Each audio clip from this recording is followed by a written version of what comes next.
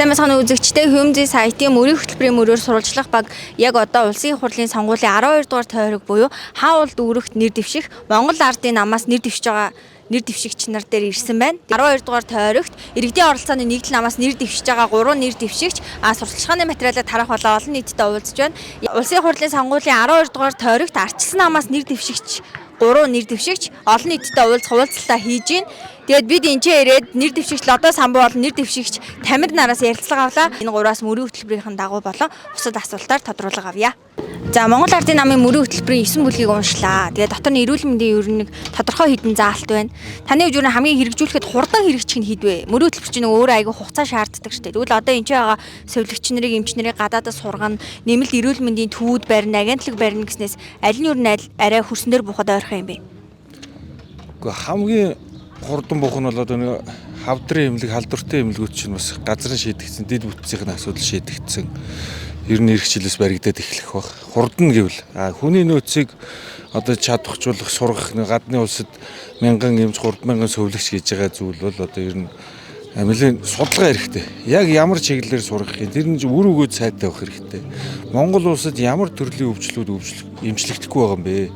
Тэрний тулд аль улсад ямар төрлийн нарийн мэргэжлийн эмчнэрийг бэлдэх юм бэ гэх мэтлэн эднэрийг тооцоо судалгааг нь маш сайн нарийн гаргаж иж сургахгүй бол нэг богино хугацаагаар хүмүүс яваад сураад ирдэг. Энчээ хурж байгаа тусламж үйлчлэгээд нь сайжрал гаргадаг ийм зүйл байдаг учраас энэ боловсон хүчнийг бэлдэхтэр бол хугацаа орно. Гэхдээ энэ дээр бол ер нь олноор нь сурах гэж байгаа учраас жил болгон нэлээд тодорхой тоонуудтайгаар л явуулъя гэдэг тийм бодлоготойгоор нэг хөтөлбөр тусгаж өгсөн байгаа.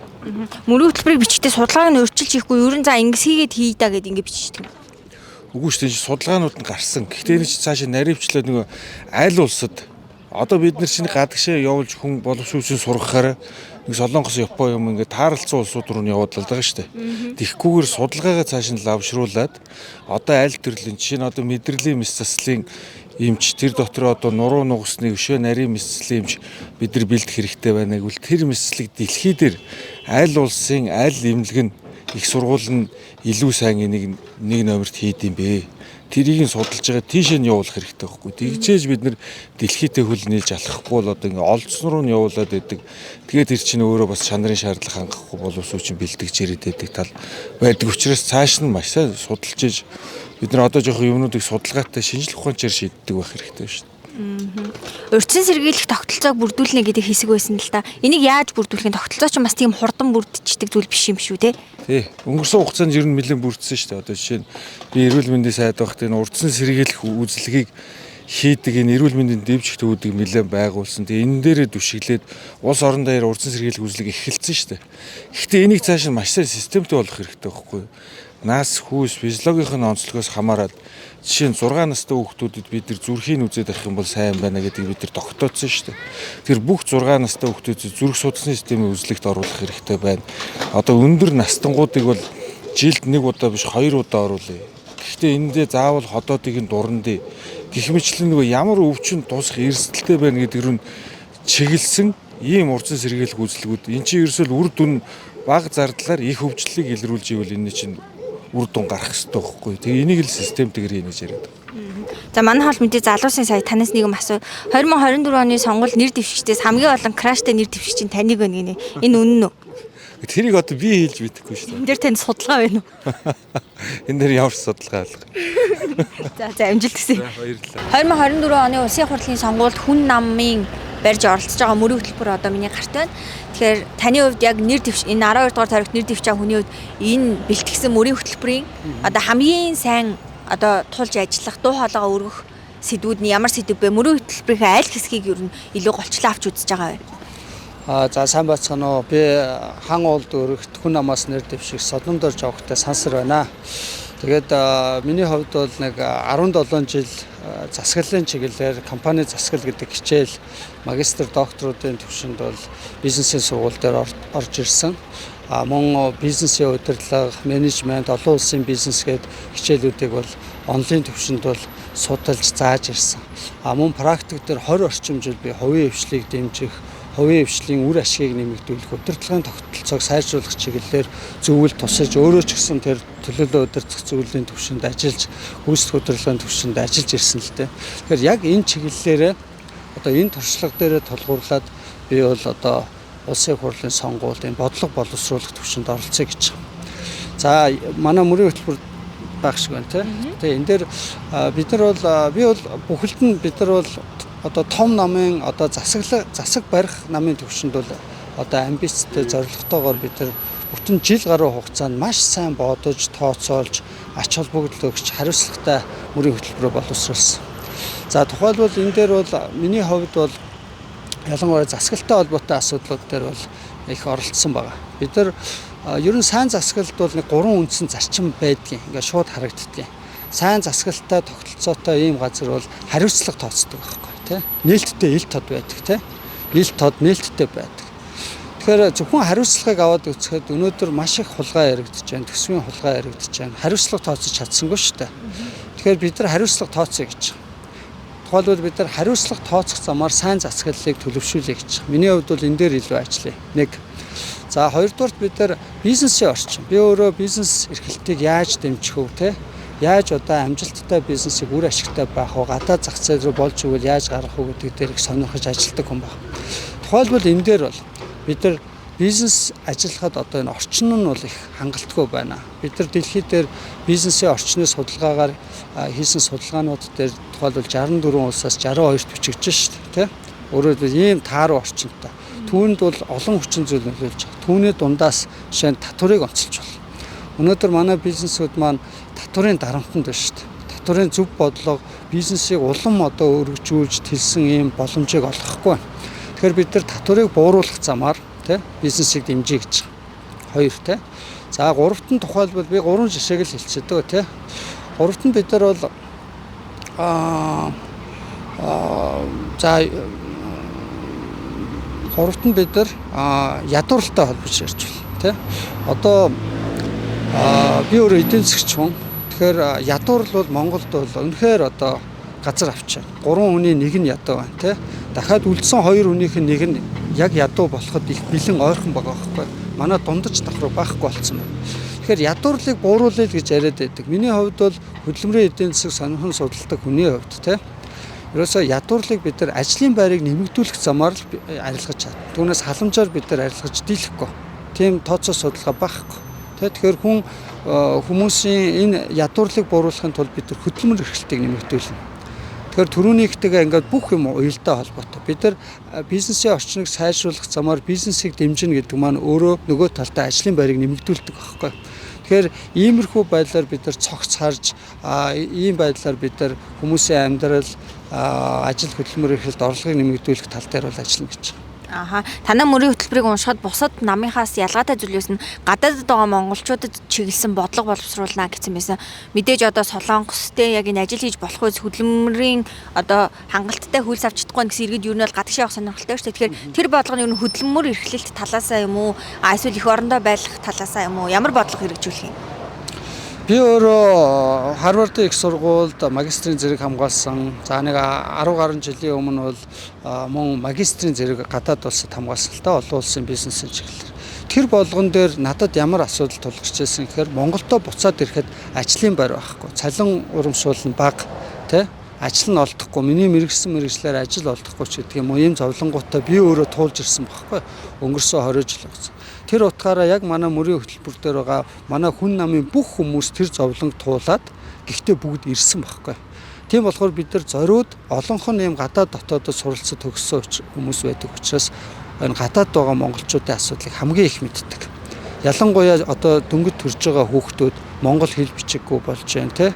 Буцаад Монголдо ирэхэд одоо ямар ч одоо тийм боломжууд байхгүй байгааг бид нар 2 төрлийн зүйлээр бол одоо өөрчилж чадах юм байна гэж судалгаанууд харуулж байна. Нэгдүгээрт болохоор энэ консулын ажлыг бол бид нар илүү сайн хийх хэрэгтэй байна. Иргэддээ үйлчлэх хэрэгтэй байна. Тэ хүнд суртлуудыг багасгах хэрэгтэй байна. Нөгөө талдаа бол мэдээж нөгөө дипломат ажил хийгдэж байгаа. Тэгэхээр энэ болгоныг уяж бид нар гадаад байгаа монголчууд руу чиглэсэн цоошин энэ боломж орчныг бий болгох, монголчуудыгаа монгол иргэн болгох дээрээ хүртэл бид нар хүн суртлаасаа болж алдаад байгаа байхгүй тий. Монгол хүүхэд тэнд төрөхөд нөгөө заавал натрат, заавал ийм янз бүрийн бичиг баримт нэгсээр хагаад нөгөө иргэн болгож бүртгэж чадахгүй байгаа байхгүй зүгээр энгийн жишээ тийм. Тэгэхээр энэ болгоныг бид нар хууль эрх зүйн орчныг бүрдүүлнэ. Тийм монголчуудаа дэлхийн хаанч байсан хамаагүй Монгол улстай одоо чөлөөтэй орж гарах тэр боломжуудыг нь Монголдо ажиллах амьдрах боломжуудыг нь тэр сонголтыг нь бий болгоно гэж мөрийн хөтөлбөртөө тусгасан. Аха. Мөрийн хөтөлбөрөөр олон нийтэд яриад явхад одоогийн байгаа цаг үеийн хувьд бол мэдээж хүн нам өнгөрсөн сонгуулиар бол олон судалтай байж чадаагүй те. Олон нийтийн байгаа хандлага ямар байна? Мөрийн хөтөлбөрийг чинь ерөн сонгогч чинь уншиж гин үү, сонирхож асууж гин үү? Ер нь нэг үе бодвол улс төрийн боловсрол энэ бас сайжирч байна. Тэгтэл бас өшөө сайжирмаар байгаа тийм.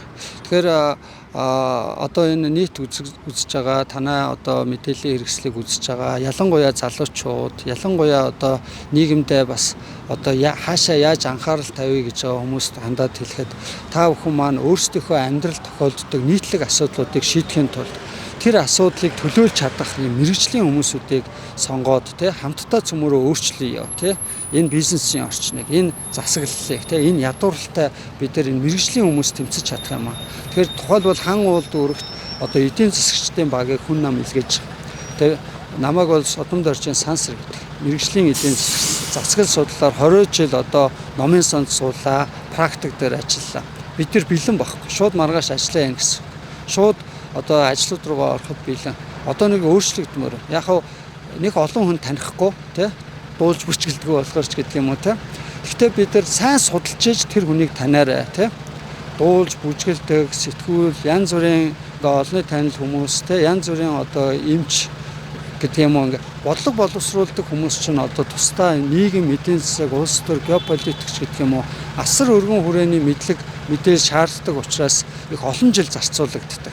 Тэр ажлыг хийхэд тэр олон төрлийн хүмүүс маань бэлэн үү гэж сайн судлаарай. Тэгээд тийм хүмүүсийгээ сонгоод цөмөрөө хамтдаа өөрчлөх одоо цаг нь болсон цөмөрөө илүү шинэ парламентын одоо түүхэнд байгаагүй ийм онцлогтой сонголтыг хийх жил болж байна. Энийгээ бид нар их гоё эхлүүлмээр мэрэгжлийн хүмүүсээр дүүргэх хичээмээр. Тэгээд бүр дараагийн сонгуулийн жилүүдэд улам сайжраад явмаар үр дүнд нь энэ цөөхөн монголчууд ийм сайхан олон боломжтой нөөц баялагтай улсын бид нар хөгжлийг бий болгож маш богино хугацаанд чадна гэж итгэдэг. За баярлалаа танд амжилт хүсье. За баярлалаа. За 2024 оны сонгуулийн мөрийн хөтөлбөрийг харлаа сэтгүүлч нарт зориулсан нэлээд олон заалт дид гарчгууд байна.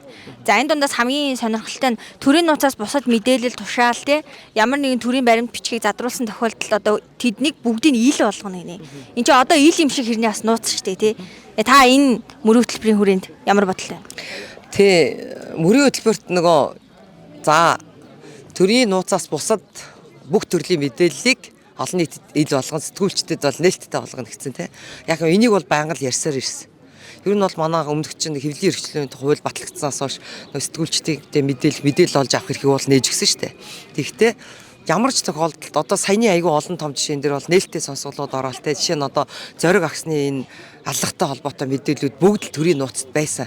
За одоо бас төрийн нууцаас гаргацсан юм уу? Чи 100% гаргацсан гэж итгэж байна уу? Би бол итгэхгүй байгаа. Жишээ нь бид нар өглөөний сонд би одоо ерхий эрхлэгчээр ажиллаж байхдаа яг тэр нөгөө моргт байсан яг ингээ бүх бодиттой зургуудыг бараг 100 зургийг би тэр тухайн үед нөгөө сэтгүүлчээр ажиллаж исэн одоо нэг залуугаас бид нар авч исэн.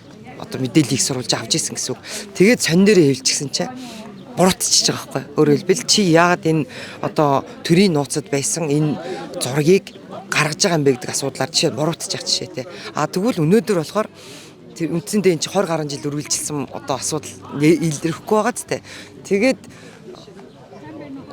тэр зургийг гаргасны хадлаа бас л бид нар асуудалд ороод манай өглөөний сайнныхан бас л арай л хоригдож байгааг Яг энэтэй адилхан өнөөдөр нээлттэй сонсголууд явж эхэлсэн. За тэгэхээр төрийн нууцаас бусад бүх хууль тогтоомжийг гаргахдаа тэгвэл заагаа гаргаад өгчмөр байна. Яг аль хэсгийг гаргах юм, аль хэсгийг гарахгүй байх юм гэдэг хэлж өгмөр байна. Магадгүй бид тэр их сурвалжийг олоод авчиж болж байгаа шүү дээ. Олж авч болно үсттэй чинь 90 сурвалжлах сэтгүүлчтэй чинь олж авсныхаа төлөө бид нар бас ял аваад амиргүй шүү дээ. Жишээ нь. Тэгэхээр тэгвэл үнэхээр тэр төрийн одоо нууцаас бусад одоо зүйлүүдийг яах гэж байгаа бол яг хязгаараа тавьж өгөө гэсэн. Би ийм бол сонирхолтой байгаа. Энэ манай мөрийн хөтөлбөрт ч орцсон байгаа. Тэгэхээр хэрэгцээ хууль одоо тогтоох энэ байгууллагын шийдвэр гаргах төвшөнд бид нар очдөг юм бол яг энэ асуудлаас эхлэх ёстой. Ингэжээж бид нар хэвлэл мэдээллийн байгууллагад ажиллаж байгаа сэтгүүлчдийг тийм ээ хорж цагдах, залхаанд цээрлүүлэх тийм ээ. Өнөөдөр энэ 23 оны хамгийн сүүлийн хүний эрхийн үндэсний комиссараас гаргасан тайлан дээр энэ 23 он тэгэхэд 200 байгууллагын 200 тохиолдол кейс одоо өнөөдөр иргэний биш эрүүгийн одоо тий хэрэг үүсэж өнөөдөр маргаантаа явж байна гэсэн үг. Ил байгаад байгаа одоо манай хэд хэдэн сэтгүүлчдийн ил байгаа асуудлууд байна л та тий. Одоо тэрийг цагдаа орчлоо, нэг цагдаа орчлоо. Тэгээ гаргаад ирлээгээд би одоо нэр хэлэхэ болиё. А тэгтэл цаана цагдаж 20-гүйгээр залхаан цээрлүүлж байгаа. Өөрөөр хэлбэл өдөр болго өглөө болго 9 цагт ирж бүртгүүл. Яг л чам дээр эрүүгийн хэрэг үүссэн. Хилээр гарах одоо бүх одоо юу гэдгийг цагдаа орохтой хилээр гарах бүх арга хэмжээг нь хорчиж байгаа байхгүй эдэр. Инхээр чи бид нар яаж ажиллаа их. Одоо ч гэсэн манай нэг сэтгүүлч өнөөдөр гэртээ те юутай байгаа зү хязгаарлалтаа байгаад л байгаа зү би ажиллаа хиймээр байна. Манай эмэгтэй сэтгүүлч би ажиллаа хиймээр байна шүү дээ. Би гармаар байна гэд өнөөдөр зөндөл гуйж байгаа. Гэхдээ магадгүй цаана ямар асуудал шүүхэр шийдэж байгааг бид нар өнөөдөр бас 100% мэдчих чадахгүй байгаа. Гэхдээ л бид сэтгүүлчд учраас сэтгүүлчийн эрх ашигыг хамгаалахын төлөө зогсох ёстой нэг юм салбарынхаа. За тийм учраас хэвлэлийн эрхчлөөний тухай хуулинд өөрчлөлт оруулж ер нь бол хэвлэл мэдээллийн ажилтнуудыг мэдээлэл авах болон түгээхэд зориулж тэгснийхэн төлөө одоо эрүүгийн хуулиар ялдах гэдэг асуудлуудыг байхгүй болгоно гэж бол заасан байгаа. За дахиад та нар мэдж байгаа сая парламентта хамгийн сүүлд бас нэг орсон нэг хуулиудын сайн зүйл бол нөгөө нээлттэй сонсголт хийхдээ одоо хэн шалгалтын тухай хуулийг баталсан байгаа. Сайн нээлттэй сонсголт хийснээр эмийн хууль орлоо тий. За нүүрснийхөө орлоо, хөгжлийн банкныхаа орж ирж байна. За одоо сайн ногоон автобусных нь орж ирж байна тий. Тэгээ эдгээр орж ирээд одоо ингээд иргэд сонгогчтой уулзж байна. Өнөөдөр 4-р 5-р өдрөлөг орж байна. Нөгөө нэг олон одоо боловсрал жидүү хөгжлийн банкнаас авсан, нүүрсээс авсан нөгөө хулгайч нар чи яагаад ял авахгүй байгаа юм бэ? Та нар ингээд нэг л илрүүлсэн юм шиг яриад байгаа мөртлөө яагаад ялагдахгүй байгаа юм бэ гэдэг. За ял аваад явж байгаа маш олон хүн байгаа. Тэрийг бас мэдэх хэрэгтэй.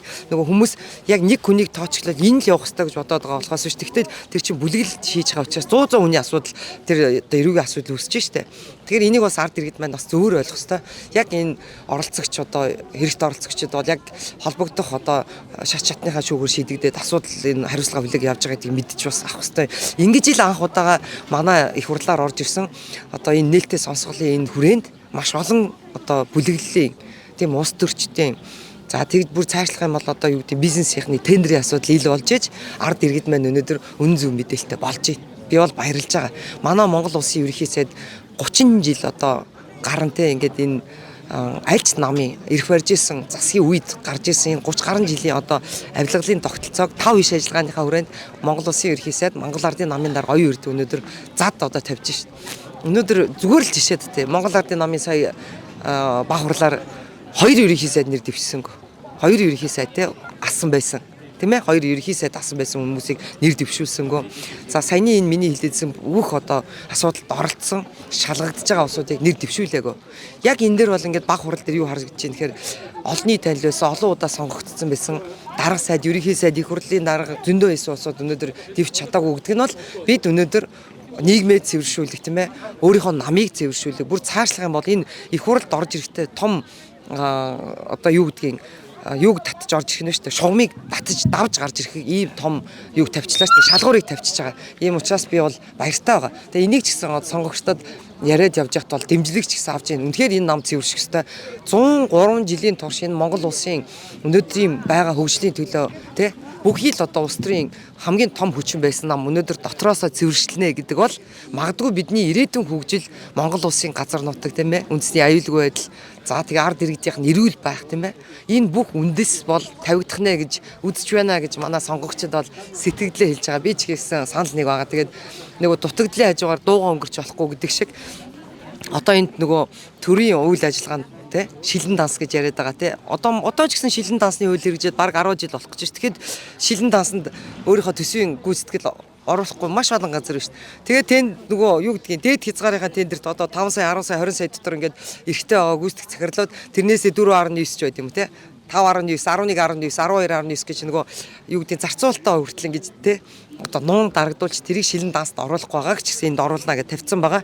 За мөн төрийн нууцаас гадна нь штэ энэ татвартай холбоотойгоор бусад одоо иргэн захимаар бусад мэдээллүүдийг олж авах ингээд үндсийг бол нөгөө дид бүтцийг сайжруулна гэж. Өөрөөр хэлбэл нөгөө ийм Монголиа, E-Kids те гэл аюу олон системүүд манайх шинжлэгдэж бид нар өнөөдөр гар утаснаас л өнөөдөр бүх мэдээлэл авчиж байгаа шиг бас бидний хянах, төрийг хянах, тендерийг хянах, ард түмний өмч болсон, ард түмний иргэдийн баялаг болсон, тэр газрын доорх баялаг болсон энэ олон зүйл, олон хуримтлалын сан үүсгээд явуулж байгаа зүйлүүдээр хэдхэн гэр бүлийн биш бид ард түмний нийтийн өмч байлгах, нийтийн баялагаа хүртэх гэсэн энэ зүйлүүдийг бас захин болгоно гэдээ оруулсан байгаа.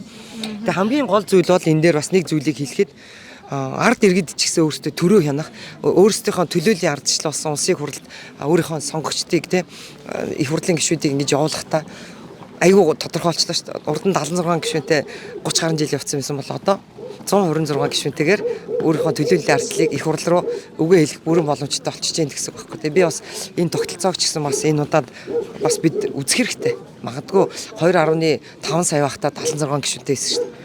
Тэгтэл одоо 3.6 сая гэрэлүүд төгчж явахад 76 та байж болохгүй гэсэн. Бүхэл бүтэн саяар хүн ам нэмэгдчихэд байхад бид нар 76 гишүүнтэй байж болохгүй л гэсэн нэг юм өөрөөр хэлбэл төлөөллийн ардчлалыг алдагдж ийн л гэж үзэж байгаа л гэсэн үг л дээ. Сэтгүүлч гэхээр зөвхөн мөрийн хөтөлбөрийнхөө хэвлэлийн эрхчлөөний хуультай холбоотой зүйлээр дураад иж болохгүй шүү дээ. Мэргэжлийн даваа байдлыг ашиглаад. Тэгэхээр ер нь энэ мөрийн хөтөлбөр дээр байгаа монголчуудын амьдралын чанарыг сайжруулах, барин бүтээн гэсэн маш олон зүйлүүд байна. Та энэ дээрийг аль дээр нь анхаарч ажиллая гэж байна? За би бол нөгөө эрхцүүч хүн шүү дээ. Би ч хуульч хүн байхгүй. Тэгэхээр ер нь бол би одоо Монгол Улсын засгийн газарт ажиллаж үзсэн те. Би Монгол Улсын их хурл хууль тогтоох байгууллагад ажиллаад үзсэн. Би нөгөө хуульч хүний хувьд өнөөдөр яг ямар зүйлүүдийг чи байрж авч одоо ингэж нэр дэвшүүлж мөрийн хөтөлбөр ярьж байгаа юм бэ гэдэг асуултыг асууж индэгэн эмэгтэй нэр дэвшигч.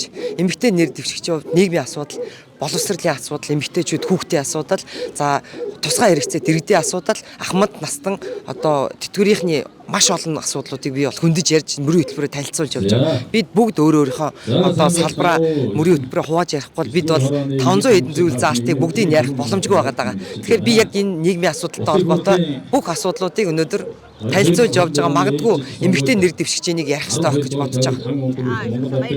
Баярлалаа. За ардчилсан намын бүтэн Монгол бүрэн ардчил гэдэг мөрийн хөтөлбөр дээр сэтгүүлчдийг барьж хордог нөхцөлийг одоо болиулнаа, өөрчилнө, шинчилнэ гэсэн байна. Энэ дээр ер нь та сэтгүүлчний хувьд нэр дэвшигчийн хувьд ямар байр суурьтай байгаа? Мөр хөтөлбөр чинь хэрэгжих боломжтой юу? Манай хэвлэлийн эрхчлөөний тухай хууль байгаа шүү дээ. Нэг нүүр хууль, тэр их сайн хууль. Манай мөрийн хөтөлбөр дээр ийм зүйл орсон байгаа. Гэхдээ яг хуулийн төсөл боловсруулад батлаад хэрэгжүүлнэ гэсэн заалт бол яг энэ дээр байгаа гэж би л хараагүй. Ямар ч хэсэг хэвлэлийн эрхчлөөтэй холбоог хэвлэлийн эрхчлөөг бол хангах тал дээр ажиллана гэсэн байгаа. Би одоо байгаа хуулийг их сайн хууль гэж боддог. Биднэрт хуулийн заалт нэмэгдэх тусам дарамт нэмэгдэнэ. Тэгэхээр сэтгүүлчдээ илүү чөлөөтэй ажиллах боломжийг хангахыг төрийг нээлттэй ил тод болгоход л онцгой анхаарах хэрэгтэй. Сэтгүүлч гэлээгээ заавал ганцхан хэвлэлийн эрхчлөөний хууль гэд яриад иж болохгүй шүү дээ, тэ. Та энэ мөрийн хөтөлбөрийн аль хэсгээр нь голчлон ажиллая, аль хэсгийг нэг авууштай байна гэж харж байна. Арчлал бол ганцхан болцол тавьдаг. Энэ бол эдийн засгийн эрхчлөө. Эдийн засгийн эрхчлөөг хангах, хүний эрх эрхчлөөг хангах бүх заалтуудад миний заалт гэж ойлгож болно. Бизнесүүдийг татврын дарамтаас чөлөөлөх, ажлын байрыг нэмэгдүүлэх, хэвлэл нийтлэх хэрэгчлөө, өгөө хэлэх хэрэгчлөө. Энэ бүх заагдсан ажлууд бол миний ажил. Нэр дэвшгэр нь ямар юм бэ? Мөрийн хөтөлбөрөөр яриа явахад ямар санагдаж байна? Хөгжилтэй болонгоо нэгтэй зүйл болж байна уу? Үгүй яг одоо өөрийнхөө бодлыг ярьж болохгүй байна. Өөрийнхөө бодож байгааг амлаж бас болохгүй байна. Бидний чинь сонгуулийн хуулиар өөрийн бодлого, намын бодолтой болгоо ийцэн. Гэтэ энэ бол ажил хийхэд бол ороод хэрвээ сонгогдлоо гэж бодоход ороод ажиллахад бол энэ их надад сааттай зүйл биш гэж бодож байгаа. Зөндөл ажлаа санаачилж хийн. Хамгийн гол нь ер нь улсын хувьд энэ цогц бодлого хэрэгжүүлэх олон бодлогод байгаа. Тэрэн дээр л түшиж тулах, хэцүүг нь хийх, урдаа барьж явах хүн байх болов гэж бодож байна. Ер нь ингээд яа хүмүүстэй уулзж байгаад итгэл найдвар хэр төрж явах шиг байна. Таны хилээд байгаа хонхыг жингнүүл чадах юм шиг байна. Зоргийг бадрааж байгаа шүү дээ. Тий, хонх цохиж чадчих шүү дээ. Одоо дахиад 14 хоног дутуу байна. Өшөөж бадрах байх. За баярлалаа. 2024 оны одоо сонгуулийн мөрийн хөтөлбөрийг бэлтгэхэд нөгөө нэг сонгуулийн тухай бол алсын хараа 20 хөгжлийн хөтөлбөрт одоо суурилж тэрнээс одоо гажихгүй тэрний ерөнхий бүтцтэй одоо ингээд тохируулан мөрийн хөтөлбөр боловсруулна гэсэн байна. Ийм учраас мөрийн хөтөлбөр боловсруулахад бас баггүй төвхтэй байлаа гэж сая өөр нэг намын хүн хэллээ. Одоо та намын даргын хувьд энэ юу нь ямар процесс өрнөсөн юм бэ? Яг тэгж тааруулсан юм уу? За манай намын хувьд бол яг мөрийн хөтөлбөрийг боловсруулахдаа иргэдийн оролцооны нэг л намынхаа гишүүдийн 7 хоног тутмын тогтмол сургалтаар одоо 2023 оны турш 2022 оны 10 сараас эхлээд 2023 оныг дуустал ингээд яг ингээд нэг 16 сар хилцүүлсэн. За 16 сар ерөөсөө Монгол улсад байгаа хамгийн чухал шийдэх ёстой асуудлууд юу байна вэ гэж жагсаалт гаргаж агаад тэрэн дотроосоо гишүүдээсээ санал асуулга авч агаад тэрэн дотроосоо топ 14 сэдвийг сонгоод тэр 14 сэдвэрээ сар болгон нэг сэдвээр дагнаад ингээд 4 сургалтыг хийгээд явсан. За энэ сургалт хилцүүлэхийн үеэр юу анзаарсан бэ гэхээр тухайн 14 сэдвээс яг 3 сэдв нь ялангуяа манай намын гишүүдийн олон холх залуучууд эмэгтэйчүүдэд хамгийн одоо тулгамдсан асуудал гэж шалгарсан баггүй юу. Тэгэхээр манай намын гишүүдийн 80 орчим хувь нь эмэгтэйчүүд 70 орчим хувь нь залуучууд байдаг учраас манай намын мөрийн хөтөлбөр бол ерөөсөө залуучууд эмэгтэйчүүдэд хамгийн их тулгамддаг 3 асуудлаар л одоо мөрийн хөтөлбөрийг хийсэн. Тэгээ манай мөрийн хөтөлбөр аягүй товчхон 3 асуудалтай. Тэгээд энэ 3 сэдв маань бидний тэр 14 сарын одоо 7 хоног тутмын сургалт хилцүүлгэн дундаас одоо хамгийн олон давтагдж яригдсан асуудлаараа оруулж ирсэн. Тэгэхээр зэрэг манай мөрийн хөтөлбөр нөгөө нэг иргэдийн дундаас одоо иргэдэд тулгамдсан асуудал дээр суурилж бичигдсэн учраас дараа нь ямар нэгэн мөрийн хөтөлбөр одоо ямар нэгэн алсын хараа хөтөлбөрт нийцсэн үү нийцээгүй юу энэ төр гэдгийг зүгээр хэмчгэд тэн дотор манай мөрийн хөтөлбөртэй холбоотой заалтууд бол манай улсын алсын хараа дотор явж л юм лээ. Тэгэхээр зэрэг бид нар бол тэгж шинээр тэ алсын харааг эхэлж уншичаад тэрний зүйл заалтанд тааруулж юм аа бол хийгээгүй. Бид нар ерөөсөө иргэдийнхэн болон гишүүдийнхэн тулгамдсан асуудал тулгуурлаад тэгээд манай сегмент гэж яриа л да тийм ээ манай гишүүд дэмжигчдийн хамгийн гол нөөцийг бүрдүүлж байгаа залуучууд эмэгтэйчүүдтэй л одоо тулгамдсан асуудлыг хөнгөвчж өгөх тийм л асуудлыг шийдсэн. Гэхдээ залуучууд эмэгтэйчүүдэд тулгамдж байгаа энэ асуудал чи ерөөсөө Монгол улсад тулгамдж байгаа асуудал болоод хувирцсан л да сүүлдээ. Яг гэх юм бол тухайн орны одоо явж байгаа зам нь буруу ах юм бол залуучууд нь эх орноосоо дайждаг. Эмэгтэйчүүд нь одоо хүүхдээ өсгөж хүмүүжүүлэхэд хэцүү болдог. Өөрөөр хэлбэл гэр бүл залуучуудын маань эх орондоо үлдэх хэсэгтэр яг дүн тавигдтiin байлээ. Тэгэхээр зэрэг өнгөрсөн 4 жилийн болон өнгөрсөн 8 жилийн Монгол Ардын намын үнэмлэхүй олонхын засаглалын үед урд хожид байгаагүй ихээр залуучууд эх орноосоо зүхтан гарсан. Залуучуудын бизнес олноороо мянгаараа хаагдсан. Тэгээ энэ өөрөө манай залуучуудад бол ер нь бизнес хийхэд маш таагүй орчин, амьдрахад маш таагүй орчныг одоо ирээдүйд бүтээгээд байгаа юм байна гэдэг ийм юу авчирч байгаа юм л да, үр дүнг авчирч байгаа юм л да. Тийм ч учраас энэ байдлыг л хурдан өөрчлөхгүй бол Монгол улсын ирээдүй маш аюултай бүрхэг болох нэ гэдэг үүднээс бид нар ерөөсөө мөрийн хөтөлбөрийн 3 заалтыг эмэгтэйчүүд, хүүхдүүд, залуу гэр бүлүүд, залуучуудын бизнес их орчин, тэгээд амьдрах орчин яг эднэрлүүл одоо чиглүүлэхээс өөр аргагүй болсон. Таныг одоо ингээд анзаарч байгаа цонгуулаа их төсөв нь цомхон тий. Тэгээд танд бас нээлттэй зарлж ийлээ шүү дээ. Тэгээд та одоо энэ дээр мөрийн хөтөлбөрөнд байгаа юу тий? Тэгээ ер нь таны энэ мөрийн хөтөлбөрөөр танилцуулж байгаа олон нийтийн сурталчилгаа хэр урагштай байна? Сонгуулийн үйл явц ер нь таны төсөөлснөөс ямар шүү байна? За бид нар сонгуулийн үйл явцыг яаж төсөөлж ирсэн бэ гэхээр ерөөсө бага зардлаар энгийн даруухан яг Монгол улсын дундаж иргэн төрийнхээ үйл хэрэгт оролцоход ямар нэгэн дараагийнхаа иргэдэд саадгүй байхаар бодож зохион байгуулсан. Тэгэхээр манай намын угаасаа аудитын газар төгссөн албан бичгэн дээр ч байгаа. Бид нар нэг гишүүн нь дунджаар 7 сая төгрөгийн зардалд сонгуулийнхаа зардлыг багтаая. Аль болохоор их мөнгөөр сонгуул хийхгүй байя. Бүгдээрээ их мөнгөөр сонгуул хийчих юм бол жирийн иргэд маань дараа нь улс төрдөө орж чадхаа болчин. Тийм учраас дараагийн үеийнхэн залуучуудыг дараагийнхаа үеийн иргэдийг улс төрд оруулах хаалгыг үргэлж нээлттэй байлгахын тулд өөртөө юм дараахан сонгуул хийдэг жишгийг бий болгоё гэд.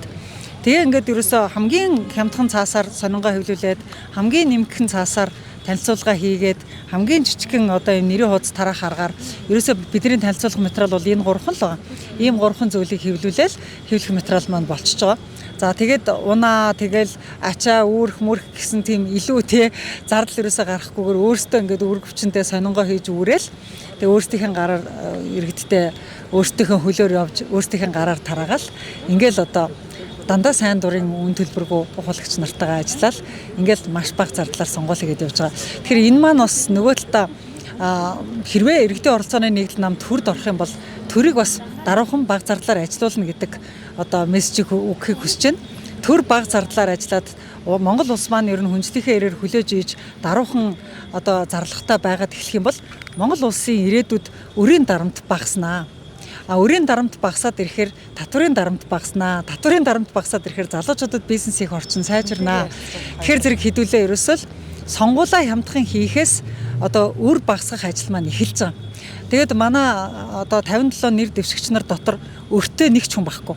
Энэ сонгуулийг хийхдээ бид нар хүн харахад бага зардлаар хийж байгаа боловч нөгөө талаас нэгэн ч ямар ч барьцаагүй, ямар ч үр тавиагүй хин нэгний өмнө одоо амлж одоо ам өчгөө өгч тангараг өргөж мөнгө аваагүй. Тэр утгаараа бол хамгийн эрх чөлөөтэй магадгүй хамгийн баян нэр дэвшигчд бид нар байгаах. За ийм хараат бус өргөө ингээд нэр дэвшигчд олноороо сонгогдоод гараад ирэх юм бол Монгол улсын төрийг цааш нь өргөө олгох, эх орноо цааш нь өргөө олгох, айл өрхүүдийнхэн ачааг нэмгэлэхт нь тустай гэж бид бодож байгаа. За сөрөг хүчин болон эрх баригч нам чинь нэлээд хүчтэй, нэлээд даацтай. Мэдээж та одоо улс төрийн туршлагатай хүн янз янзын технологи явж байгаа тий та мэдчихэл байгаа, ви ч мэдчихэл байгаа. За энэ болгон танд юу хүнд тусч гин үү эсвэл тий одоо ялгараад гараад ирнэ одоо хүмүүсийн ухамсар ондоо болсон гэдэг хандлагаар хандж гин үү? Мөрийн хөтөлбөрөөр бариад олон нийтэд уулзахад юу хандлага нь ямар байна? За ингээ хандлага бол үнэхээр нааштай байна. Үнэхээр нааштай байна. Тэгээд ерөөсөө иргэдийн оролцооны нэгдэл нам гэдэг юм шин сөрөг хүчин гарч ирж байгаа юм байна. Залуучууд олноороо орж ирж байгаа юм байна. Дэмжин шүү, шинэ хүмүүсийг бид нар хүсэн хүлээж байлаа гэдэг ийм хандлагаар хандж байна. Тэгээ хүмүүс бол ерөөсөө ингээл одоо бид нар ингээл хүмүүстэй гар барил явж байгаа шүү дээ. Материалаа тараагаал явж байгаа. Бидний төсөөлж байснаас нугарсан өндөр одоо тийм дэмжлэгийг бид нар одоо мэдэрч байна. Одоо яг ингээ иргэдтэй ингээ нэг нэгээр ингээ дуулцаад нөгөө талаасаа бол бас нэг гоё юм нь нөгөө иргэдийн оролцооны нэгдэл нам гэдэг намын маань нэрийг цээжлүүлэх бол бидний хувьд цоошин ажил байла. Одоо хуучин намууд болохоор аль эрт намынхын нэр нь цээжлэгдчихсэн. Бид нар болохоор өөртөөгөө нэрийг цээжлүүлэн намынхаа нэрийг тогтоолгоно гэдэг бол цоошин ажил байсан учраас энэ 17 хоногт багтаад мөрийн хөтөлбөрийг танилцуулна, өөрсдөө танилцуулна, намаа танилцуулна гэдэг бол маш одоо бага мөнгөөр хийхэд хүндрэлтэй. Ялангуяа PR-ын тэмцлийн үед бол маш ширүүн тэмцэл рүү орж исэн учраас бид нар бол газар дээр нь одоо толгойгоо ажилуулад тэгээд нөгөө иргэдийн оролцооны нэгдэл намынхаа тухай дуу зохиосон. Тэгээд нөгөө бид нар иргэдийн оролцооны нэгдэл намаасаа гэж дуусан шүү дээ, тий. Иргэн юу лээ? Оюун гэрэл баяр төвшин бат чимэг дэвшсэн юм аа гэд. Тэгээ иргэдийн оролцооны нэгдэл намын хүүхнүүд гэж байгаа шүү дээ, тий. Хангуул дүрхтэй сонгогдсон доохоо гэд ингээд дуулж байгаа байхгүй. Тэгээ бид нар бол ерөнхийдөө иргэдтэй ингээд дуугаа дуулж өгөөд манай намын нэрийг тогтоогоороо, бидний нэрийг тогтоогоороо гэд ингээд явж байгаа. За тэгээ тэр маань ч гэсэн одоо манай иргэдийн оролцооны нэгдэл намаас дэвшиж байгаа бусад тойргийн дэвшигчдад маань айгүй таалагдсан байлаа. Тэд нар маань бас дуулцсан байлаа. Тэгээд ерөнхийдөө бол иргэдийн оролцооны нэгдэл нам энэ сонгуулийн одоо тренд дуулж байгаа. Тий. За зориуллаа. Амжилт хүсье танд. За баярлалаа. За та хаавал дүүргийн засаг даргаыг баггүй хугацаанд хийсэн. Тэгээд засаг даргаа эко дүүрэг янз янзын ажлууд хийдэг. Би өөрөө хаавал дүүргийн иргэн болохоор сайн мэднэ л дээ. Тэгвэл одоо энэ ч байгаа Монгол Ардын намын 9 бүлэг мөрийн хөтөлбөрөөс та юу аль хэсэг дээр нь голчлон ажиллана гэж бодож байгаа вэ? Ерөөсөө ийм ба. Одоо манай хаавал дүүрэгч биш үү? Та нар мэдж байгаа. Хүн ам бол амар өсөж байгаа. Маш дөрөв өсөж байгаа. 2020 онд бид нар чинь 185 мянган байлаа шүү дээ. Гэтэл 4 жилийн дараа бид нар 300 мянга хүрч байгаа. 100 мянгаар нэмэгдсэн. Хаавал дүүрэг ам. Ягаад тэгэхээр шилжилт хөдөлгөөн. Орон сууцны хороолууд их баригдаж байна. Тийм ээ. Яарамгийн уртлын замын урд хэсэг тэр чигээр орон сууцны хотгон хороол боллоо. Цэнгэлтхай бүхэлдээ хотгон хороол боллоо. Ер нь бетонын одоо ширэг маягийн болох гэдэг шүү дээ манай хаан улдурч. Тэгээ миний тавьж байгаа шаардлага бол энэ бетонын ширэнгийг багасгах асуудлыг нэгдүгээр тавья гэж бодож байгаа. Хоёрт нь 100 мянган хүн ирэхээр сургууль цэцэрлэгийн хүртээмж багасаад эхэлж байгаа. 100 мянган хүн шилжиж ирэхээр 25 мянган сургуулийн насны хүүхд ирж байна. 10 мянган цэцэрлэгийн насны хүүхд ирж байгаа байхгүй дагаад тэгэхээр чинь 10 хэдэн сургууль 20 хэдэн цэцэрлэг хэрэгтэй болж байгаа. Энэ бүгдийг өнгөрсөн жилд хийхэд нэлийн үзлээ. Ер нь цаашдаа бид нар хот үйлдэл дээр анхаарахгүй бол ийм бетонын ширэнгээр ингэж зуурч барьдагаас болимоор юм байна гэж би бодож байгаа. Би одоо энэ дүүрэгт олон жил ажиллаад ийм бодолтой байна. Ер нь цаашдаа бид хот үйлдэлийг зөв хийж тэр 20 минут хот гэдэг хөтөлбөр байгаа шүү. Өндөр биш нам давхрын орон сууцуудаар бид нар төлөвлөж тийм ээ дундаа зайтай сургууль цэцэрлэг нэг дорой байхгүй бол одоогийн бид нар манай хаан улдурт ирж ирж одоо суурьшиж байгаа иргэдийн төлөвлөлт бол дандаа өндөр байшин сургууль зэрлэггүй юм. Манай энэ хотын үеийн хотын архитектур зурж зөвшөөрсөн байгаа шүү дээ. Тэгээд дүүрэгтийн эрх мэдэл байдаг бас бид нар тэр хизээс зөвшөөрөхгүй байсан. Эрх мэдэл нь дандаа тэр хот дээр байдаг байсан учраас л энийг өөрчлөе. Тэр хороо дүүргийнх иргэдээс насгуй. Тэр хороо дүүргийг удирдах байгаа хүмүүс саналыг авдаг баяа л гэдэг энэ өөрчлөлтийг тэр 20 минутын хот гэдэг юм тусгаж өгч байгаа. Тэгэхгүй бол бидний хувьд бол үнэхэрийн тийм одоо хүнд үеийг одоо 30 жилийн өнгөрөөсөн байна. Дуртай газараа байшин барьдаг. Дуртай газараа одоо шамбааруулж юм хийдэг. Гэхдээ байшин барьдаг хизээ сургууль цэцэрлэгийн тухай боддог тэр хүмүүс. Тийм л 20-30 жилийг бид нар өнгөрсөн хугацаанд бас үүсгэсэн байна. Одоо энэ хугацаанд би одоо ирэх бидний 30 жилийн хамгийн том төлөвлөлт бол иргэд орон сууцныхаа гэрийнхэн дэргэд сургуультай байх, гэрийнхэн дэргэд цэцэрлэгтэй байх, гэрийнхэн дэргэд кинотеатртай байх, гэрийнхэн дэргэд цэцэрлэгт хүрээлэнтэй байх гэх мэтчлэн дэлхийн дэм зөв төлөвлөл рүү явах болохоор бид нар одоо юм дээр үеийн юмар л явсаар 20-30 жилийн алдаж л дээ. Одоо чинь таны саяны хэлсэн зүйлүүд бол засаг даргын хувьд бол хийж болох ажлууд шүү дээ. Тэгээ улсын хурлын гишүүн чинь сайн хууль батлах хэрэгтэй шүү дээ. Та саяны ярьсан асуудлуудаа ямар хуулиар, ямар арга замаар ер нь бодлогын төвшөнд шийдэг гэж хэлсэн төлөвлөгөөтэй байна. Жохоо ийшлэг байна чинь. Засаг даргын хувьд хийх боломжтой байхгүй л дээ. Ягаад гэвэл энэ бүх зөвшөөрлөг чинь нийслэлийн засаг дарга баталж өгдөг байхгүй. Улаанбаатар хотын ерөнхий архитектор Улаанбаатар хот баталж өгдөг учраас дүүрэг тийм эрх мэдэл байдгүй. Энэ орон сууц хотгоор боллоо. Одоо бидэрт бол энийг өөрчлөх хамгийн том боломж нь 20 минутын хот гэдэг шинэ концепцийг батлах хэрэгтэй юм байл хуулиар. За энэ дүүрэг бол заавал тэдэн сургуультай байна. Заавал тэдэн цэцэрлэгтэй байна. Заавал тийм юмтай байсан бүр хуульчилж стандартчилж баталж өгөхгүй бол дуртай тийм хийдэг, дуртай нь одоо шамбааруулж бариад байна шүү дээ. Тэгээд миний сонссноор бол одоо тэр нэг төлөвлөгөөгөө батлуулж явахдаа сургуультай батлуулдаг гэж байгаа. Барилгын компани. Тэгээд бид нар сургуулийн хамгийн сүүлд нь барина гэж үлдээж байгаа л тэгэл дараа нь өөрчлөлт байшин барьцдаг л гэсэн манай энэ хот төлөлтийн бид нар тийч яриад байлаа. Гэхдээ тэрийг өөрөөсөө хянах ёстой шүү дээ. Тийм үстэй. Тэр манай өнгөрсөн 20-30 жилийн хамгийн багмал юм бол ерөөсөө ямар ч төлөвлөлтгүйгээр байшин олноор барьсан л байна. Тэгээд би одоо өнгөрсөн 2-3 жилийн хугацаанд энд нэлээд их тэмцэж байгаа. Сургууль цэцэрлэгийн хүртээмжийн нэмэлт нэлээд одоо зүйлүүдийг хийж байна. Нэлээд олон компаниудтай л одоо мөрдөж. Гэхдээ энэ компаниуд одоо буруу байгаа юм биш. Тэр баталж өгсөн тэр Улаанбаатарт ерөнхий архитектор тэргүүтээ тэр хүмүүс л буруу байгаа. Тэр хүмүүс сургуультай байх хэвээр, цэцэрлэгтэй байх хэвээр гэдэг шаардаж чадаагүй л асуудал гол нэг. Тэгээ одоо энэ Монгол Ардын намрын хөтөлбөрт орсон 20 минутын хот гэдэг концепц бол ерөөсө бүхэлдээ хэдүүлээ энэ зүйлийг янзлах хэрэгтэй гэсэн том санаа юм. Та тэгээ улсын хурлын гишүүн болчих юм бол хамгийн түрүүнд ямар хууль барьж авч ажиллах юм? Би нэг 2-3 хууль барьж. Нэгдүгürt энэ голын иргэд дагуу энэ хайраг дарыг олборлохыг зогсоомор байна. Одоо та явлаш шүүн бабрик биокомнот бүхэлдээ одоо энэ газар хуулж байгаа. За хоёрт нь тэр хот төлөлтийн 20 минутыг баталгаажуулсан тийм том хуулийг санаачлах хэрэгтэй юм байна. 20 мянган хүнд тутам заавал нэг өрх хэрэглэмд байдаг шиг 20 мянган хүнд тутам заавал нэг сургууль, заавал нэг цэцэрлэг гэсэн тийм стандартыг баталж өгөх хэрэгтэй юм байна. Хувилжилж өгөхгүй бол зөв дөрмөөр явж чадахгүй юм байна. Гэх мэтлэн дээр нь боловсролын хууль том шинтгэл хийх хэрэгтэй байгаа асуудлууд би бодож байгаа. Эрүүл мэндийн хууль бас том шинтгэл хийх хэрэгтэй. Энэ өрх хэрэглэмдийн тогтолцоог нэг тийш нь болгохгүй бас л одоо нэг харахад улсын юм шиг, нэг харахад хувийн юм шиг ийм байгаад байгаа маа. Гэх мэтчлэн олон асуудлуудыг бид нар би санаачлах гэсэн бодож байгаа. Би яг энэ амьдрал дотор ажиллаж байгаа хүний хувьд надад маш олон санаа байна. Энийг бүгдийг хуульч харахын төлөө би бас санаачлах аргыг гэсэн баталтай байна.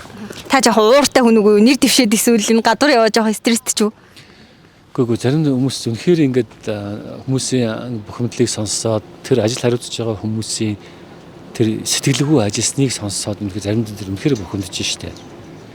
Одоо тэгэл би одоо өчигдөр одоо Солонго 1-2 гэж том хороолоод моён тухай 2 яаж баригдаж байна. 50000 хүнтэй байгаа байхгүй. 50000 айлтай. Захиалагч нь барилга хот байх бол яам гэж. Тэгэд ямар ч сургуулгүй төлөвлөсөн баг. Бүхэл бүтэн яам штэ. Монгол улсын барилга хот байгуулалтын бодлого тодорхойлдог яам захиалж өрүүлж байгаа хороол ямар ч сургуулгүй. Тэгэхээр тэр 50000 хот өрхөөс чинь гарч байгаа тэр 50000 хүүхд хаашаа сургуульд явах вэ гэдгийг л ерөөсөй бодоогүй л байгаа. Тэгэхээр ийм амьдрал мэдхгүй зүгээр л бараг сурагчийн ширээнээс, оюутны ширээнээс гарсан хүмүүс очиж бодлого тодорхойлоод ахлаар юм амьдралгүй шийдвэр гаргаад байгаа. Тэгээ би өчтөр нийслэл иргэд уралдаа шийдвэр гаргасан. Саналаа хэлсэн. Энэ Солонгох хорооллыг зогсоож өгөөч гэж. Сургууль цэцэрлэг, спорт тоглоомын талбайг төлөвлөсний дараа энийг оруулмаар байна л гэдэг ажлыг эхлүүлмээр байдаг саналыг гаргаж байгаа. Тэгэхгүй бол нэрээ үнэхээр харамслаа. Та Солонгос 1-2 хороолж буян тухай 2 яажид маш том хороол эхэлсэн явж байгаа. Гадаадын зээл тусламжаар Солонгосын зээлээр Солонгосын Экзим банкны зээлээр Солонгосууд ингэ шажиг л барьж байгаа. Гэтэ сургууль цэцэрлэг байхгүй. Тэрийг баталж өгсөн барилга хотоогуултын яамны нөхдүүд бас харамсмаар байгаа. Тэгэхээр миний хувьд яагаад би бодлого тодорхойлогчд очих гээд юм гэхээр тэд нар бидний зовлон мэдэхгүй байгаа байхгүй юу? Энэ хүмүүс чинь бидний сургууль цэцэрлэгийн зовлон мэдэхгүй байгаа байхгүй тэр дээр байгаа хүмүүс чинь. Гэртийнхээ хажууд хүүхдэд аюулгүй сургуульд явах ёстойг ойлгохгүй байгаа.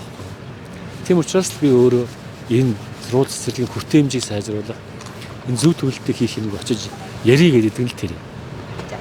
Баярлалаа, амжилт хүсье. Танай намын хувьд олуулаа ярилцаад маш удаан хугацааны дунд одоо үр дүнд боловсруулсан мөрийн хөтөлбөр байна тий. Маш цомхон. Гэхдээ доторх агуулга нь маш чанга. Таны одоо амьдралын туршлагаас өнөөдрийн хүртэл ирсэн замналаас харахад ер нь мөрийн хөтөлбөрийн яг энэ хэсэг дээр л би өөрөө дуу хоолойг өргөд бат хамгаалж чадна гэдэг хэсэг нь аль хэсэг байна вэ? Тэгш боломж. Ерөөсөө тэгш боломж гэдэг чинь би өөрөө одоо олон жил төрийн байгууллага тэр дундаа татврын албанд ажилласан. Тэгээд ерөөсөө татврын албанд ажиллаж байхад бичил жижиг бизнесийн татврын бодлого, том бизнесийн татврын бодлого гэж заавал ялгаатай байх зайлшгүй шаардлагатай. Одоо залуучууд та нар ч гэсэн одоо ингээд бизнес хийж байгаа шүү дээ. Тэгэхээр та нарт тулгарч байгаа асуудал нөгөө том бизнес тулгархгүй. Том бизнес тулгардаг асуудал та нарт тулгархгүй. Тэгэхээр биднээс тийм ялгаатай байтал одоо биднээсийн энэ сүүлийн 20 жил, сүүлийн одоо 10 жил сүүлд одоо боловсруулсан 19 оны багц хуулиар гэтэл ерөөсө жижиг бизнесүүд, том бизнесүүд яг адилхан. Нөгөө тэгш боломж гэдэг чинь бүгд тэгш 10% байвал энэ тэгш боломж юм аа гэдээ өгчөж байгаа чинь ерөөсө болохгүй байгаа байхгүй юу? Жижиг бизнест ямар боломж байх хэвээр юм те? Одоо нэг зураг байдаг штэ. Нэг хайрцаган дээр байх уу, хоёр хайрцаган дээр байх уу? Тэрнтэй адилхан биднээс ерөөсө бүгдийг 10% болгочлоо. Энэ бол бизнесийн тэгш байдлаа гэвэл энэ байж болохгүй. Тэгэхээр жижиг бизнест ямар боломж байх ёстой юм. Тэгэхээр энэ цаана тэгш боломж гэдэг үгийн чинь цаана маш олон утга агуулга байгаа. Дээрээс нь одоо биднээс ерөөсөө бизнесийг улс төрөөс салгая. Улс төр бизнес хоёр холилдчихороо энэ бол нөгөө бизнесмэнүүд нь улс төрд хит их ороод ирэхээр энэ бол ялгаатай байдлыг асар их үүсгэж байна. Лобби бий болгож байна. Өөртөө ашигтай хуулийг батлуулж байна. Тэгээд тэр өөртөө ашигтай хуулийг батлуулж байгаа бүлэг хэсэг нь илүү боломжийг эдлээд байна. Тэгэхээр нөгөө одоо тэр өөртөө ашигтай байдлыг бий болгож чадахгүй байгаа тийм хин нэгэн эрх дарагтанд лобби хийж чадахгүй. Тэр энгийн иргэдэд бол ерөөсөд энэ хууль бол одоо дарамт болсон ийм хууль болоод байгаа байхгүй юу. Тэгэхээр энэ чиглэл дээр бол би өөрийгөө нэлээд туршлагатай. Энэ чиглэл дээр ч гэсэн манай мөрийн хөтөлбөрт орж ирсэн энэ зүйл дээр бол ажиллахад илүү их туршлагатай хөөн гэж үзээд энэ дээр илүү ажиллаж байгаа юм. Одоо бол ингээд стартап компани одоо эхлүүлээд явхад бол ямар ч хөнгөлөлт ч юм уу эсвэл тусгай нөхцөл байдаггүй шүү дээ. Одоо тэр дампуурч ч магадгүй шүү дээ. Тэгэхээр тэр үед нь одоо юу гэдгийг 1 жилийн ч юм уу 2 жилийн нөөц энэ төр өгж болно шүү дээ. Уг нь тийм юм ерөөсөө байдаггүй. Тэгээ би өөрөө бизнес хийдэг хүний хувьд асуухад яг юм залуу бизнес эрхлэгчдэд юм уу те эсвэл жижиг зүүн үйлдвэрлэгчдэд зориулсан шинэ хууль санаачилж бодлогын түвшинд нь дуурна гэсэн үг үү? Эсвэл одоо байгаагийн шинжилгээ хариулаад явна гэсэн үг үү? Ерөөсөө татврын багц хууль гэдэг чинь одоо шинэ хууль гэхээсээ илүү шинжилэн найруулагдах хуулиуд байдیں۔ Яг тэр өмнө батлагдсан хууль. Тэгээ шинжилэн найруулахдаа яаж тэрийг үг үсэг нь ямар байх вэ? Тэр үтгэл татврын хуулийн дасал хүртэл утга агуулга байдаг.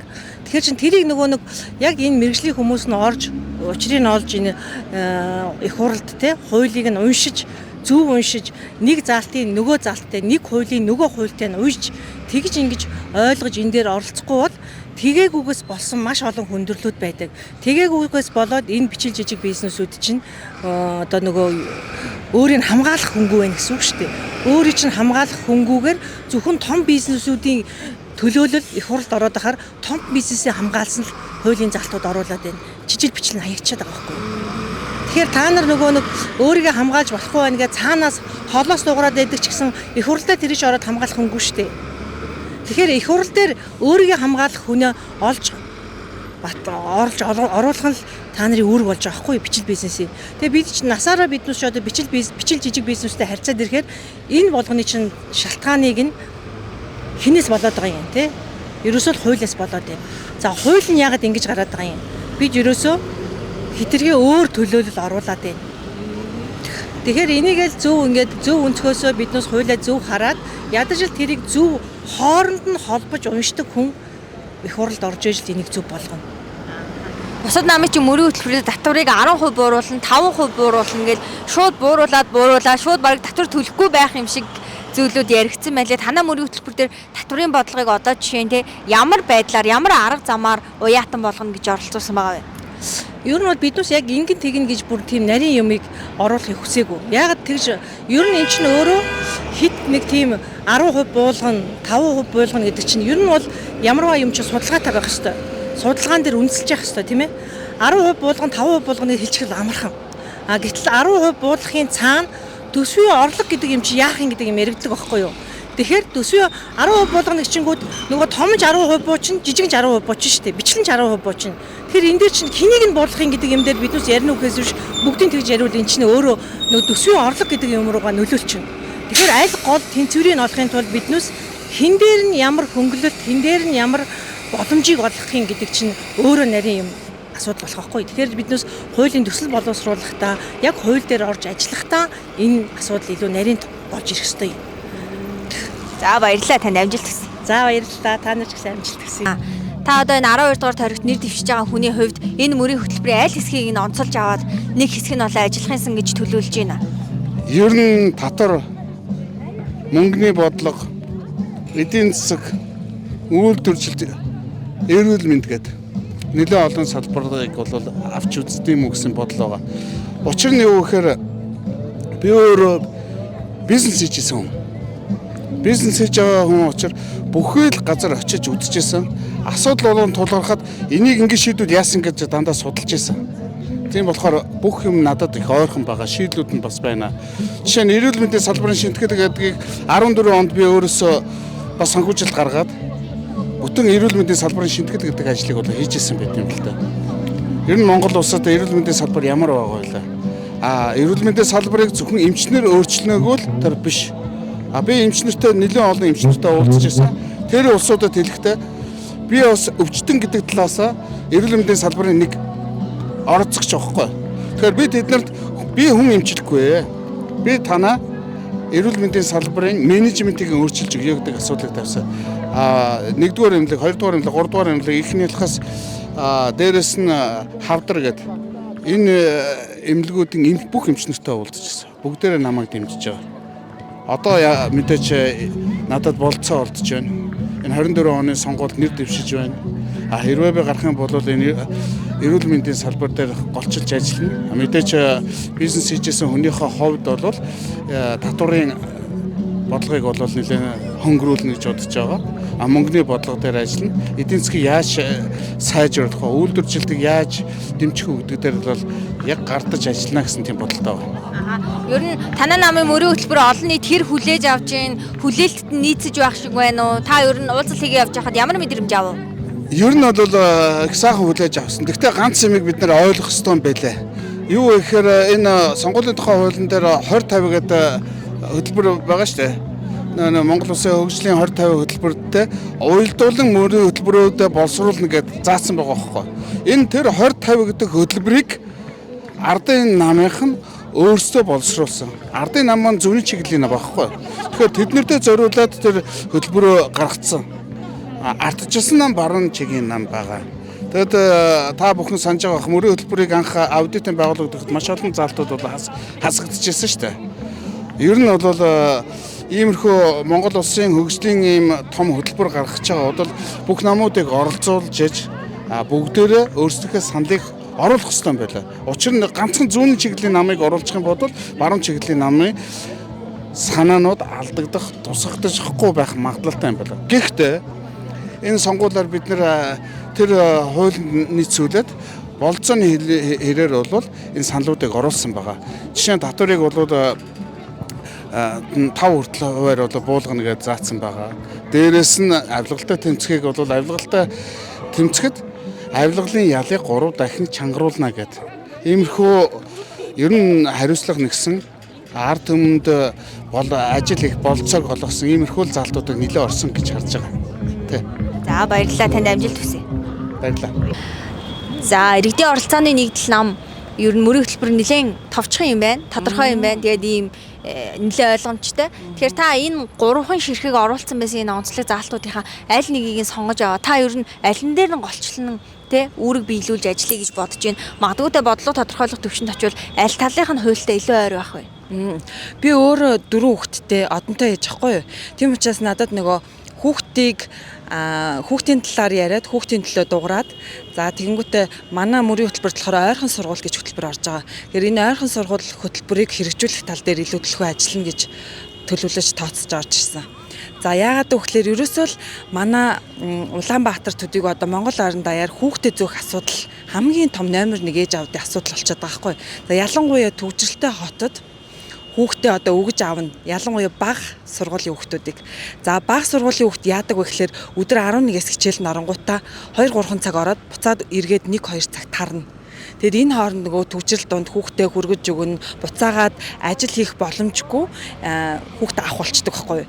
Тэгэхээр нэг гэр бүлээс нэг хүн тэр чигээрээ ажил хийхгүй тэр хүүхдийг зөөх ажил хийдэг байхгүй юу.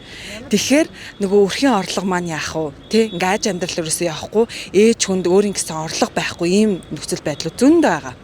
За тийм учраас хүүхдийн сургуулийн ойртуулад өгье. За тэр хүүхэд гэрээсээ сургууль хүртэл, сургуулиасаа гэр хүртэл ердөөсөө 15 минутыг явганаар байна уу, одоо машинаар байна уу хамаагүй ердөөсөө 15 минутыг зарцуулахаар бүтэц зохион байгуулалтын хувьд тэ эрх зүйн хувьд тийм орчныг бүрдүүлээд өгье гэж байгаа байхгүй. За дээрэс нь багшийн ачааллыг бууруулъя. Багш өдөржингөө тэр хүүхдийг одоо харах нь шүү дээ. Сургууль дээр өнжих цаг нь болохоор нэг хүүхд тэр сургууль дээр ирлээ 7-оос 11 цагийг бүтэн сургууль дээр өнжөөё гэж байгаа байхгүй. За тэр хооронд нь эцэг эхчүүд нь ажиллаа хийх боломжтой болох нь шүү дээ. Өрхийн орлого нэмэгдэнэ, ингээ аж амьдрал нэмэгдэнэ гэсэн үг. Орлого дэвшлэнэ гэсэн үг. За энэ ингээд төгжрлийг бас бууруулахад маш том нөлөө үзүүлнэ гэж бас тооцож байгаа. За тэгэхээр нөгөө багшийн ачааллыг яаж бууруулах вэ гэхээр тусад контент мейкеруудыг гаргаж ирээ. Одоо манай Монголд ингээл танахаас ахуулаад зөндөө олон контент мейкерууд байна шүү дээ. Тэр гадаадд ABC дууг бүр хэдийн янзаар дуулсан байдаг үлээ те. Тэгэл ягаад Монгол цагаан толгойг тийч хийхгүй байгаа. Яг тэгвэл тэднийг санхүүжүүлэхгүй байгаа байхгүй юу? Ягаад бүр цаанаас нь нийтээс нь те та нар контент хий. За тэгээд үнэхээр хүүхдэд ойлгомжтой байвал нь төлбөрийн төлөө давъя гэж болтгүй. Энэ бол боломжтой шүү дээ те. Манай Монгол контент мейкерууд бол үнэхээр мундаг хийдэг.